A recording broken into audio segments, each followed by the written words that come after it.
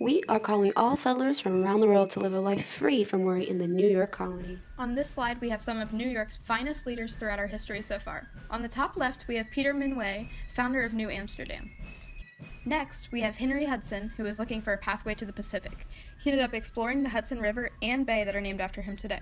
The flag to the right is the flag for the Dutch West India Company.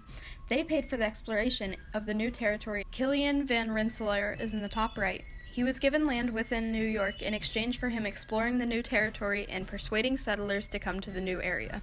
Thomas Dongan is the man in the bottom left corner. He became governor of New York in 1683 under the British government, but ultimately got fired due to caring too much about his civilians. The Duke of York is responsible for the naming of our colony. Edmund Andros was the governor of New York in 1685, and he was chosen for this position by King James II himself. We have an abundance of natural resources. We have great land for farming, as the climate is moderate all around, allowing for a stable environment to grow your crops.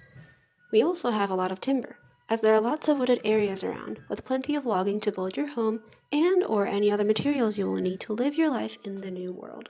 Since we have a peaceful relationship with the natives, they have taught us a lot about the art of fur trading. This is a huge moneymaker for our economy, since our woods are packed with game for us to catch. See, we welcome people of all backgrounds, including freed slaves, indentured servants, and many more. New York does not rely heavily on slavery. Instead, we opt to do our own work. Wheat could be ground for flour, which both could be sold in the colonies or in Europe. But why settle? Easy. Escape religious persecution and practice religion freely. Our society includes Catholics, Jews, Lutherans, Quakers, and much more. In 1626, Peter Minuit, a native of Germany, bought Manhattan Island from the Indians.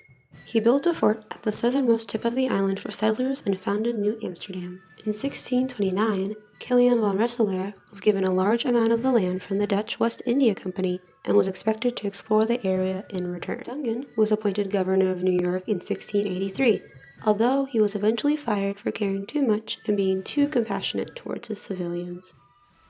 In 1630, we were a fairly new colony. We had begun with about 360 people in all, 350 of which were white and the rest of which were colored servants. We are known for our mass amounts of iron ore and for the way we produce and export items that England pays for. Also, we are ruled by King James II, who believes we are very successful and that we will take off economically in the near future. In the traditional family within our colony, there is one mom, one dad, and lots of kids. Parents tend to have quite a few children to help out on the family farms and plantations or in the household due to the low amount of slaves here. Children who have come from wealthy families oftentimes go to school to study the basics. We value women's positions in nature and in life and allow them to be in the military if they choose to do so. Taking charge of a business within the community is also a possibility for our women. Men also have freedoms, but mainly stick to hunting, making tools, and working in the garden.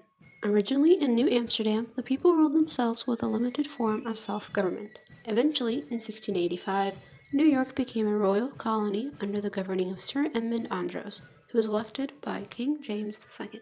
While many colonies had tense relations with the natives, New York was different. Peter Minuit negotiated a deal with the Carnacy tribe to sell the land to the Dutch West India Company.